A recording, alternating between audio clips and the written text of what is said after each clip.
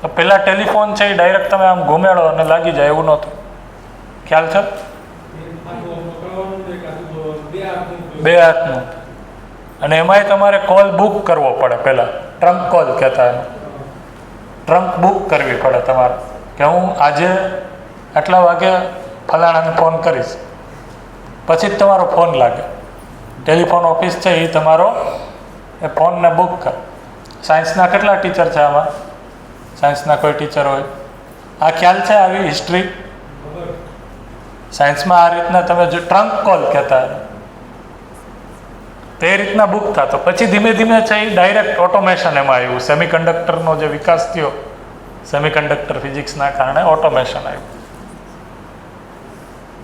પછી જે સાહેબ તમે કહો છો એમ કે બે હાથે ઉપાડતા, પછી ઓલું આમ ચકેડું ઘુમાડતા, એમાંથી પછી છે એ સ્વિચ આવી, દબાવી ન થતું. એમાંથી એસટીડી પીસીઓ બૂથ આવ્યા. ખ્યાલ છે? એ એક સમય હતો રૂપિયાનો સિક્કો નાખવાનો, વાત કરવાની. એના પછી વાયર વગરનું રિસીવર આવ્યું. હા હા. તો એનું કેવડું આકર્ષણ હતું કે ઓ આપણે હવે દૂર જઈને વાત કરી શકીએ. હા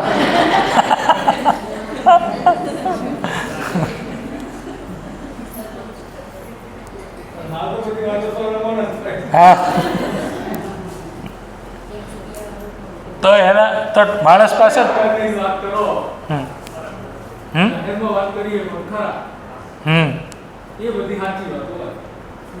તો માણસ પાસે પહેલેથી છુપાવવા માટે ઘણું રહ્યું છે, એટલે આ બધા ઇનોવેશન થયા છે.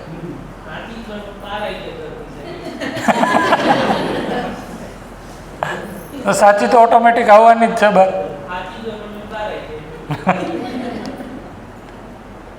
તો એના પછી વાયરલેસ પછી છે એ પહેલાં મોબાઈલ આવ્યા તો પહેલાં એકદમ જાડા મોબાઈલ હતા આવા, બરાબર? કોકને મારીએ ઘા કરીને તો લાગે. હા 3315 સૌથી પ્રચલિત મોડેલ હતું લગભગ. તો પડે તોય કાંઈ ન થાય, કોકને ઘા કરીને મારીએ તો સામેવાળાને લાગે, એવા ફોન. ધીમે ધીમે છે એમાં ઇનોવેશન આવતા અત્યારે આપણી પાસે જે ફોન છે એ કેટલા સ્માર્ટફોન આવી ગયા ને. હવે તો સ્માર્ટફોન હા એઆઈ હવે આવી ગયું, એમાં એઆઈ સ્માર્ટફોન આવી ગયા, એઆઈ ઇનેબલ્ડ ફોન આવી ગયા. હવે તો એસી છે એમાં એઆઈ આવે છે ને, એઆઈ ઇનેબલ્ડ એસી આવે છે, એઆઈ ઇનેબલ્ડ વોશિંગ મશીન આવે છે. બધી વસ્તુમાં એઆઈ આવી ગયું. તો કહેવાનો અર્થ એ છે કે સિગ્નલ પેલા ફોનમાં છે એ વ્યવસ્થિત આવતા નહીં. એ એક સમય જોયો આપણે કે બહાર જઈને વાત કરવી પડતી, ક્યાંક ઉપર ચડીને વાત કરવી પડતી, ક્યાંક લટકતા હોય કોઈ જગ્યાએ, લટકતા પોતે લટકી જાય, ક્યારેક એવું થાય. તો આ બધા સમયમાંથી આપણે નીકળ્યા. તો કહેવાનો અર્થ શું છે કે એક માણસને છે એ કલ્પના આવી, કલ્પનાશીલતામાં કોઈ મનાકાર બન્યો, તો એ મનાકારને વ્યક્તિએ અહીંયા સુધી પહોંચાડી દીધો. બીજું કોઈ પણ તમે ઇનોવેશન લઈ લો, જેમ કે ગાડી છે, બરાબર? તો ગાડી પહેલાં કેવી હતી, કયા મોડેલ હતા? તો મને છે એ મેં તો નહોતું જોયું, પણ મને છે એ જનરલી જૂના લોકો કહેતા કે ગાડીમાં છે એ બે જ મોડેલ હતા. એક ફિયાટ હતું ને એક એમ્બેસેડર હતું. હા હેન્ડલ વાળું. હા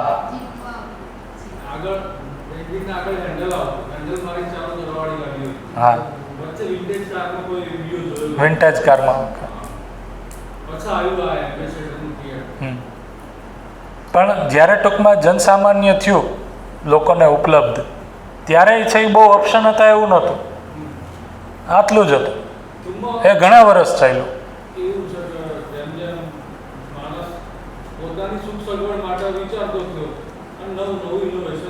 કરતો.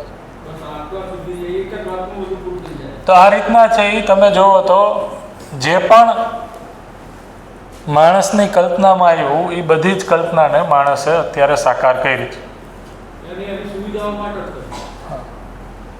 એ તો જે કેન્દ્ર હતું એ સુવિધા જ હતું. અને પહેલાં તો એવું હતું કે આ સુવિધા એ લિમિટેડ લોકો સુધી જ મર્યાદિત રહી.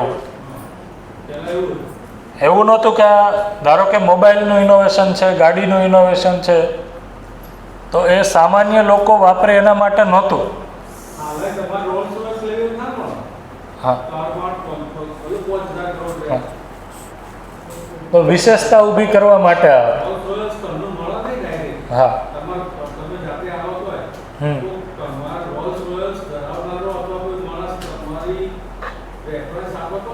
હા, સમાજમાં તમારી એક પ્રકારની જે કેપિટલ જે કહેવાય કેપિટલિઝમ વિચારધારા, એમાં તમારું કયા રીતનું પદ છે, રુતબો છે, એને જ મળે. તો આ બધું અલ્ટિમેટલી જાય છે વિશેષતા માટેનો ખેલ.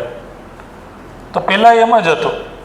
પહેલાં જે આ સામાજિક, પહેલાં જે પણ આ વૈજ્ઞાનિક શોધખોળો થઈ એ લિમિટેડ લોકો માટે જ વિશેષતા જનરેટ કરવા માટે હતું. ધીમે ધીમે છે એ કેપિટલિઝમ, મૂડીવાદ આવ્યો. તો મૂડીવાદે શું નક્કી કર્યું? તો કે જો કોઈ દેશે તરક્કી કરવી પડશે, તરક્કી કરવી હોય તો એને આ વિજ્ઞાનના ઉપકરણોને જનસામાન્ય સુધી પહોંચાડવા પડશે. તો એ વધારે ઇન્કમ મેળવશે, તો એની ઇન્કમ વધશે. તો એ કેપિટલિઝમ આવ્યું, એના કારણે આ જે આ સુવિધાઓ હતું એનું સામાન્યકરણ થયું. એટલે ગાડી બધાય પાસે પહોંચી. હજી તમે જુઓ તો પ્લેનમાં બેસવું એ સામાન્ય લોકોનું તો સપનું છે જ. પણ જો પહેલાં કરતાં જે પ્લેનની ફ્લાઇટના રેટ છે એ હવે જનસામાન્ય તો થઈ જ ગયા છે ને. પહેલાં તો પ્લેન એટલે એલિટ ક્લાસનું કહેવાતું.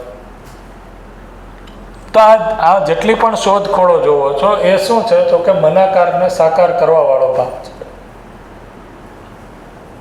તો એ ક્યાં જાય છે? તો કે માણસની જે સુવિધા, કારણ કે માનવ છે એ સુવિધા પણ એને જોઈ છે. તો આ મનાકારને સાકાર કરી એ પૂરી શું કરશે? સુવિધા. તો સુવિધા છે એ પૂરી કરશે મનાકારને સાકાર કરી. એવી જ રીતના બીજો પાર્ટ છે એ શું છે? તો કે બીજો પાર્ટ છે એ મનસ્વસ્થતાવાળો છે. તો મનસ્વસ્થતા એટલે શું? તો મનસ્વસ્થતા એટલે જ સમજ, સંપન્નતા.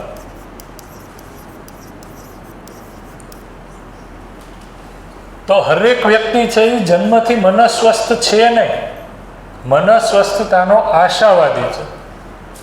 કે મારી અંદર સમજ નથી પણ હું સમજ સંપન્ન થાવ, એ આશા અને અપેક્ષા સાથે એ જન્મ લે છે. એટલા માટે બાળક માટે આ વાક્ય છે એ વિદ્યામાં બહુ પ્રચલિત છે, જે અમે બોલીએ છીએ. શું? તો કે હરેક માણસ અથવા તો હરેક બાળક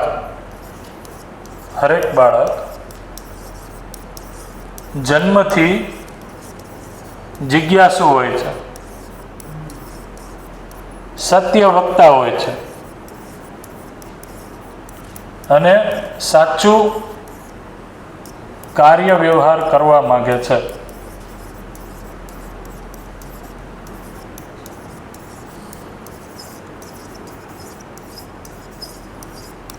આ વાક્યને ધ્યાનમાં રાખીને એજ્યુકેશન આપણે આપીએ છીએ. શું?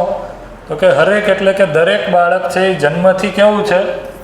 જિજ્ઞાસુ છે, જાણવાની ઈચ્છા છે. કેટલી જાણવાની ઈચ્છા છે? તો કે પોતાનાથી લઈને સમગ્ર અસ્તિત્વ શું છે એ બધું જ એને જાણવું છે. ત્યાં સુધીના એના પ્રશ્નો છે. પછી સત્ય વક્તા છે, હંમેશા સાચું જ બોલે છે. બાળક નાનું હોય ત્યારે એને શીખવાડવું પડતું નથી, એ સાચું જ બોલે છે.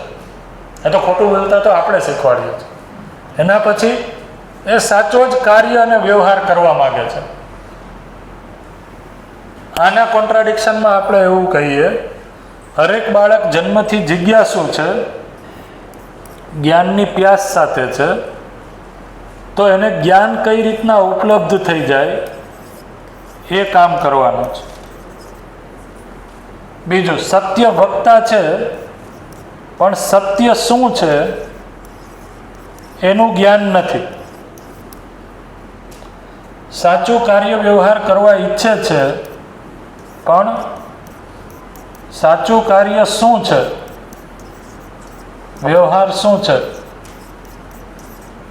તેનું સ્વરૂપ એને ખ્યાલ નથી. અને ત્રીજું અહીંયા એક લખીશ કે હરેક બાળક છે એની સાથે, અહીંયા જ ચોથો પાર્ટ, ન્યાયનું યાચક છે.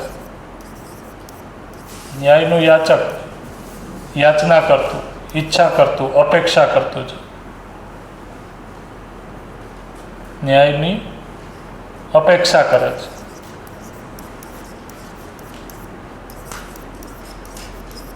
અહીંયા આ વાક્ય પૂરું થાય છે બાળક વિશે. પણ ન્યાય શું છે એ એને ખ્યાલ નથી.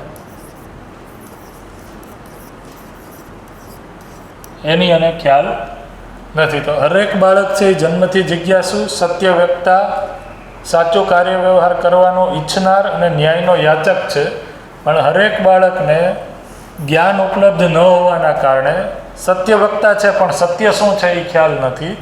સાચું કાર્ય વ્યવહાર કરવા માગે છે પણ સાચું કાર્ય વ્યવહારનું સ્વરૂપ શું છે એ ખ્યાલ નથી. અને ન્યાયનું યાચક છે પણ ન્યાય એટલે શું એ ખબર નથી. તો આ જે પણ છે એ જ્ઞાનપૂર્વક કઈ રીતના ઉપલબ્ધ થઈ જાય એ શિક્ષા વ્યવસ્થાનું કામ છે.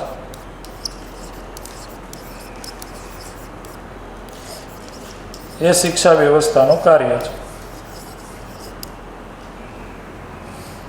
તો આ રીતના જે મનસ્વસ્થતાનો આશાવાદી જે માનવ છે, જે આશા છે એની, આ મનસ્વસ્થતાની આશા એટલે સમજ સંપન્ન થવાની આશા, એટલે કે આ જ્ઞાન ઉપલબ્ધ થઈ જાય એની આશા.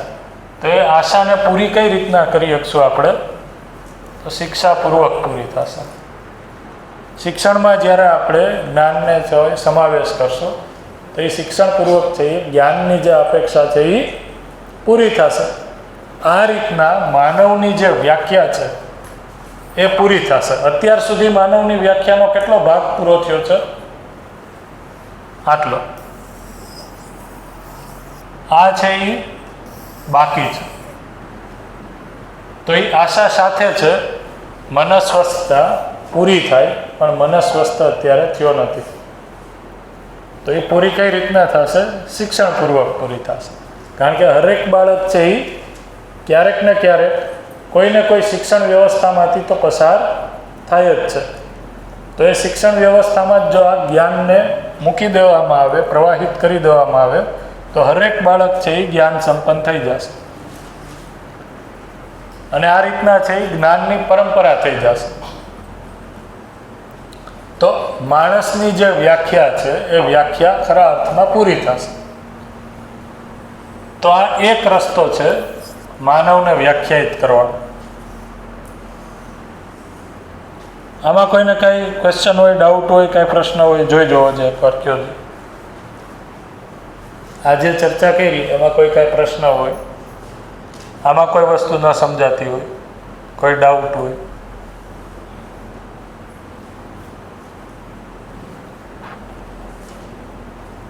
તો આ માણસની વ્યાખ્યા છે. હરેક માણસ છે એ જ્યારે પોતાની આ વ્યાખ્યા છે એ અનુસાર જીવશે તો એ સમજપૂર્વક, સુખપૂર્વક, શાંતિપૂર્વક જીવી શકશે. અત્યારે એ વ્યાખ્યા પ્રમાણે આપણે કેટલો ભાગ પૂરો કર્યો છે? તો કે મનાકારને સાકાર કરવાવાળો ભાગ તો છે એ આપણે પૂરો કરી નાખ્યો, પણ મનસ્વસ્થતા હજી આવી નથી, સમજ સંપન્નતા થઈ નથી. એટલા માટે એનો હજી અભાવ છે. બરોબર? એના કારણે જ છે એ સમાજમાં, પોતાનામાં, પ્રકૃતિમાં, બધી જગ્યાએ આ દુઃખ છે, સંઘર્ષ છે, પીડા છે. તો એને પૂરું કરવાનું વ્યવસ્થાપન કેના દ્વારા છે? તો કે શિક્ષા દ્વારા વ્યવસ્થાપન છે. શિક્ષણ દ્વારા છે એ માણસની જ્ઞાનની જે પિપાસા છે, પ્યાસ છે, એને પૂરી કરવામાં આવે. બીજી વ્યાખ્યા છે એ માણસની શું છે?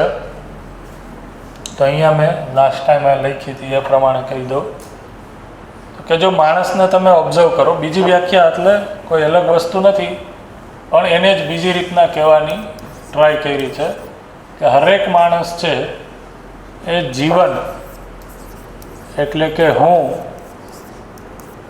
અને શરીરનું સહઅસ્તિત્વ છે.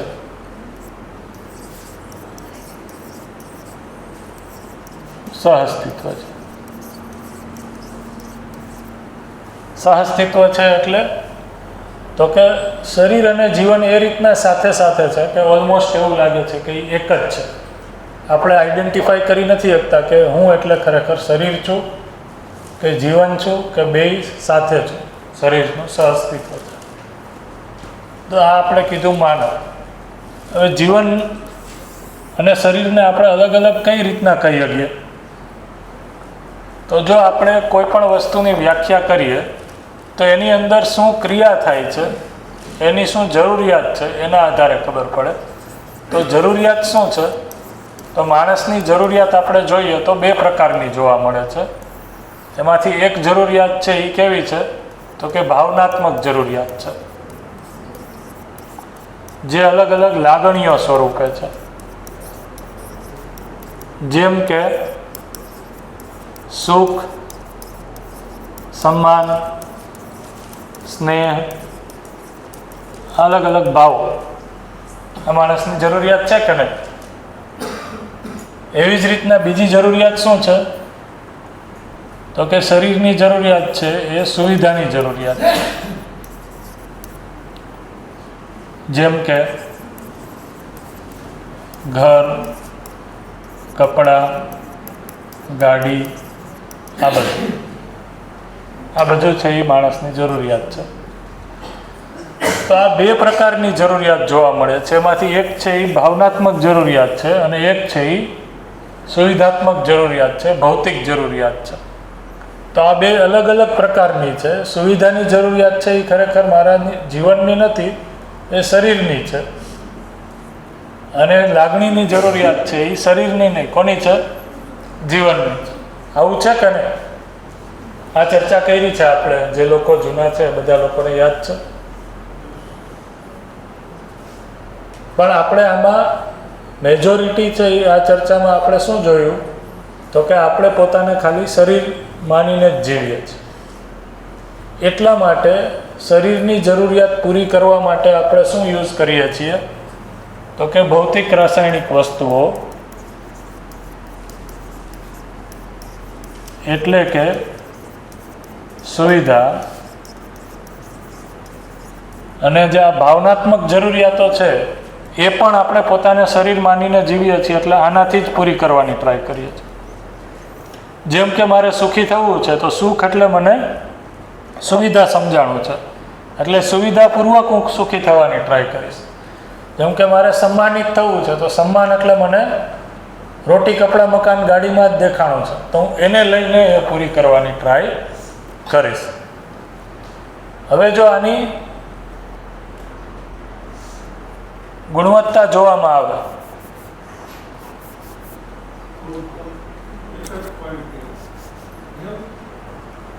ક્યારેક નથી આવતું, એવું થાય છે.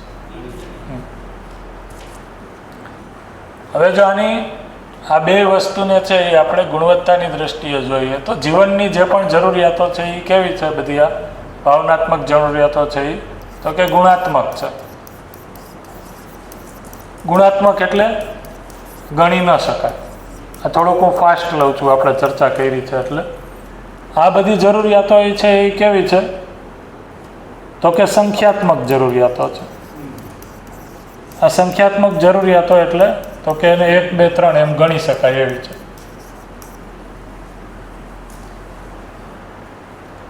આ જરૂરિયાતો છે એ કેવી છે? તો કે સતત છે, નિરંતર છે. આમાં 1 સેકન્ડ પણ છે એ ગેપ સ્વીકાર થતો નથી. જેમ કે સુખ છે, સન્માન છે, સ્નેહ છે, આ બધી જરૂરિયાતો કેવી છે? મારી નિરંતર છે. પૂરી નથી થતી એ પ્રોબ્લેમ તો છે જ અત્યારે, પણ જરૂરિયાત ચાહનાના સ્વરૂપે કેવી છે? નિરંતર છે. આ બધી જરૂરિયાતો કેવી છે? સામયિક છે. સામયિક એટલે સમય સમયે જરૂર પડે છે.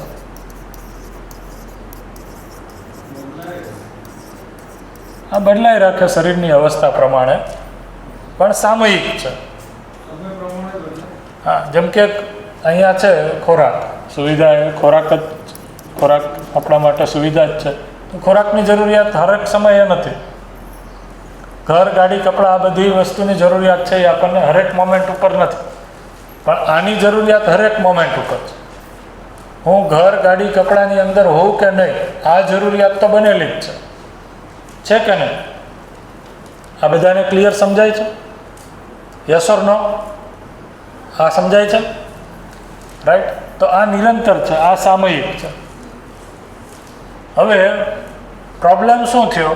તો કે આપણે પોતાને ખાલી છે એ શરીર માનીને જીવીએ છીએ, ત્યારે આ જીવનની જે જરૂરિયાત છે, જે સતત છે, નિરંતર છે, ભાવનાત્મક છે, એને પણ આપણે સુવિધાથી પૂરી કરવાની ટ્રાય કરીએ છીએ. હવે સતત જેનો નેચર છે એ સામયિક વસ્તુથી આપણે પૂરી કરવાની ટ્રાય કરીએ તો કેટલી વસ્તુ આપવાથી એ પૂરો થઈ જશે? બરાબર. જેમ કે સન્માન એ મારી સામયિક જરૂરિયાત નથી, નિરંતર જરૂરિયાત છે. પણ એ સન્માનને હું કપડાં સાથે જોડી દઉં સામયિક વસ્તુથી, તો કેટલા કપડાથી એ સન્માનની જરૂરિયાત છે એ પૂરી થઈ જશે?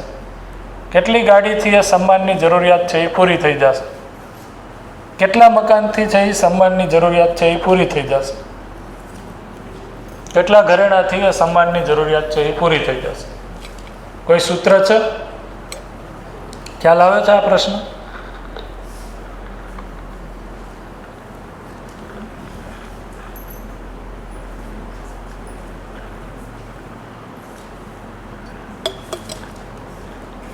તો ગમે એટલા પ્રયાસ કરીએ, ગમે એટલું લઈએ, એનું કોઈ સામાન્ય સમીકરણ સીધું છે જ નહીં.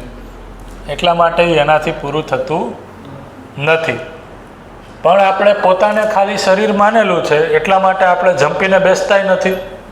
આપણને એમ થાય છે કે હજી કાંઈક પ્રયાસ કરી લઈએ, કદાચ મારા પ્રયાસમાં કાંઈક કમી છે, હજી થોડોક પ્રયાસ કરી લઉં, કાંઈક મળી જશે તો કદાચ હું સંતુષ્ટ થઈ જઈશ. બરાબર. બીજું કોઈ જીવતું મોડેલ અલગ જોવા નથી મળતું કે આ રીતના જીવીએ અને એની જરૂરિયાત પૂરી થઈ ગઈ હોય. એટલા માટે આપણે એ જ રીતના પ્રયાસ કરીએ અને એને પૂરી કરવા માટે ટ્રાય કરીએ છીએ. તો અત્યારે જે સમસ્ત ઠાક છે આપણો, એ ઠાક એનો જ છે કે આપણું જિંદગીનું એડ્રેસ છે એ જ ખોટું છે. શું છે એડ્રેસ ખોટું? તો કે સુખ છે, નિરંતર સુખ છે, એની જરૂરિયાત છે એ અહીંયા જે લાગણીઓ છે, ભાવ છે, એનાથી પૂરી થઈ હતી. એના માટે કામ શેની ઉપર કરવાનું હતું? આ લાગણીની જરૂરિયાત છે એ કેવી રીતના પૂરી થશે? તો કે પોતાની અંદર સમજણ, પોતાની અંદર છે એ સમજણ અને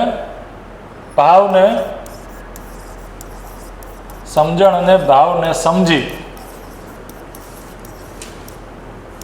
એ પૂર્વક જીવવાથી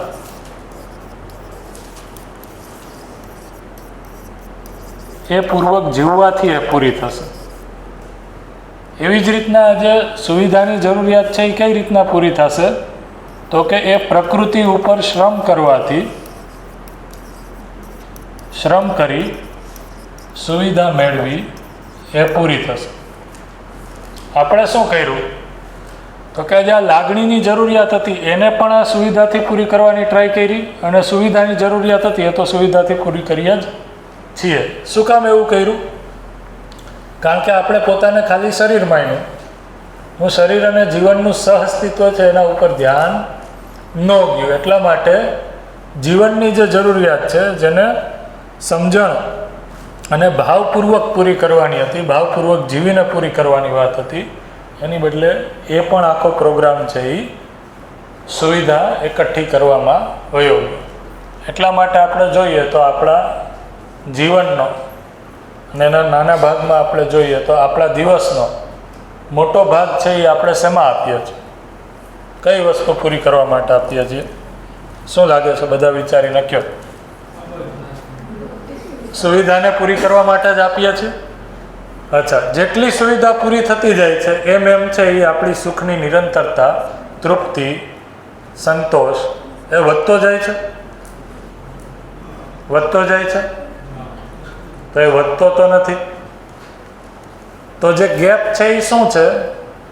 તો કે સમજણનો જ ગેપ છે, ભાવનો જ ગેપ છે. સુખ એટલે શું, સન્માન એટલે શું, સ્નેહ એટલે શું, આ ભાવ જ સમજાણા નથી. તો એને હું પૂરું કઈ રીતના કરીશ?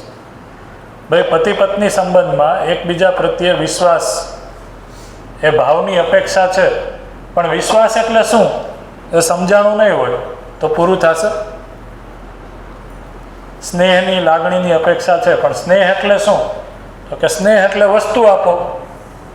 સ્નેહ એટલે શું? આપણે કોઈ સુવિધા આપી દઈએ એટલે આપણે એમ કહીએ છીએ કે સ્નેહ છે, પ્રેમ છે. એ તો આપણે શું કર્યું? ભાવની જરૂરિયાતને વસ્તુથી પૂરી કરવાની ટ્રાય કરી, એનાથી પૂરી થતી નથી. તો ફરીથી આપણે, મેં કીધું એમ, આપણે ક્યાં આવીને ઊભા રહી ગયા કે જ્યારે મેં મારું પોતાનું સ્વરૂપ છે એ જોયું, તો એને ખાલી શરીર સમજ્યું, તો શરીરને સમજવાના આધારે મારો જે કાર્ય અને વ્યવહાર છે એ સુવિધા કેન્દ્રિત થઈ ગઈ. અને હું ખાલી શરીર નથી એટલા માટે સુવિધા કેન્દ્રિત કાર્ય વ્યવહારથી મને સંતોષ મળતો નથી, સુખ મળતો નથી. તો એટલા માટે મારે સમજવું પડશે કે ભાવ અથવા તો લાગણીઓ શું છે, એક એક ભાવ છે એનું સાચી વ્યાખ્યા શું છે, એ કઈ રીતના સમજીએ લે, કઈ રીતના પૂરી થાય, જેથી કરીને હું પણ એ ભાવ અને લાગણીપૂર્વક જીવું. તો સવારમાં જે પ્રશ્ન હતો ને કે સહન કરવું, કોમ્પ્રોમાઇઝ કરવું, તો સહન કે કોમ્પ્રોમાઇઝ નથી કરવાનું. સામેવાળાના પોતાના ભાવ કે લાગણીને સમજવાની છે. એ ભાવ કે લાગણીને સમજશો તો ખ્યાલ આવશે કે મારી જે સ્થિતિ છે એવી જ કંઈક એની સ્થિતિ છે. હું જેમ કામ કરું છું મારા ભાવ કે લાગણી ઉપર, અથવા તો કામ કરવાનું બાકી રહી ગયું અત્યાર સુધી, એમ એને પણ બાકી રહી ગયું છે. એટલા માટે ભાવ કે લાગણીનો જે કટોરો છે, ટોકરી છે, એ મારી સાઈડથી એ ખાલી છે અને એની સાઈડથી એ ખાલી છે, અને બે એકબીજાથી માંગીએ છીએ, કોઈને મળતું નથી. એટલા માટે એની પૂર્તિ થતી નથી. તો એ પૂરી કઈ રીતના થઈ જાય એ હવે સમજવાની વાત છે. તો હવે નેક્સ્ટ સેશન છે એમાં આપણે નવી વસ્તુ જીવન, જીવન એટલે શું ત્યાંથી શરૂઆત કરશું. શરીર એટલે શું એ તો તમને ખ્યાલ છે, તો જીવનને સમજવાથી સ્ટાર્ટ કરીએ. એના ઉપર થોડી ચર્ચા થઈ છે મારા ખ્યાલથી છેલ્લા સેશનમાં, પણ ઘણી ચર્ચા હજી બાકી છે. તો અહીંયા સુધી રાખીએ, બ્રેક પછી પાછા મળીએ છીએ. ઓકે.